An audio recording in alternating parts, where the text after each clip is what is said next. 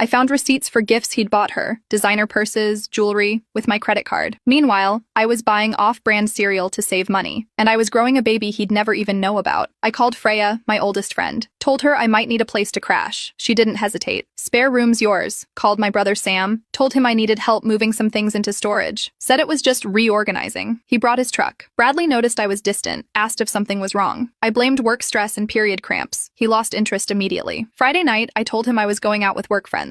Instead, I sat in the parking garage watching him on our home security cam. He'd forgotten it even existed. 20 minutes after I left, he was on the couch FaceTiming Tracy again, talking about how he was worried I suspected something, how he just needed to hold out until my bonus came through. My bonus. The one I'd worked myself to exhaustion for, the one that was going to pay off my student loans. They joked about how dumb I was, how he should get me to buy him a new laptop before leaving. That was it. I called a lawyer the next morning, Angelina. She listened, didn't judge. Said I had a strong case for fraud. He'd misrepresented his intentions to secure financial support. The texts and recordings showed premeditation. I asked about the baby. She told me I wasn't legally required to tell him. After birth, he could pursue paternity, but with everything I had, we could limit his involvement. That afternoon, Sam came over. Bradley watched as we moved things into storage. Really, I was taking out every valuable and personal item I owned. My grandmother's jewelry, documents, anything irreplaceable. Bradley didn't suspect a thing, just kept watching TV. Sunday, I met my bank manager, showed them the texts, flagged my accounts, disputed several charges he'd made. When I got home, Bradley was still in bed. I checked his phone again. Tracy was talking flights, saying they'd book once he got my bonus. She'll never see it coming, she wrote. He was asleep beside me, and I stared at him thinking, you don't even know the half of it. Monday morning, I called in sick. Waited until Bradley left for one of his networking events. I checked his location. He was at a coffee shop in the same area as Tracy's city, and withdrew $25,000 from our joint account. Not everything, just enough to hurt. Transferred it to my new account. When he got home, he was glowing. Tried kissing me, being affectionate. It took everything not to recoil. He told me about job leads that didn't exist, meetings that never happened. I nodded, smiled, told him I had good news, reminded him about the house savings account I'd been contributing to, watched his eyes light up with greed. I told him I'd been pre-approved for a mortgage. He hugged me, ecstatic, probably imagining which gaming chair he'd buy for his home office. I offered to celebrate that weekend. He was thrilled. What he didn't know was, I'd already packed a small bag. That night I told him I had to work late and drove straight to Freya's. Finally, I broke down. Told her everything. Showed her the messages, the account statements, the recordings. Watched her go from shock to rage. I slept in her spare room, phone off, for the first peaceful night in months. When I turned it on the next morning, 6 missed calls, a dozen frantic texts. I replied vaguely, saying I crashed at Freya's after drinks. He bought it.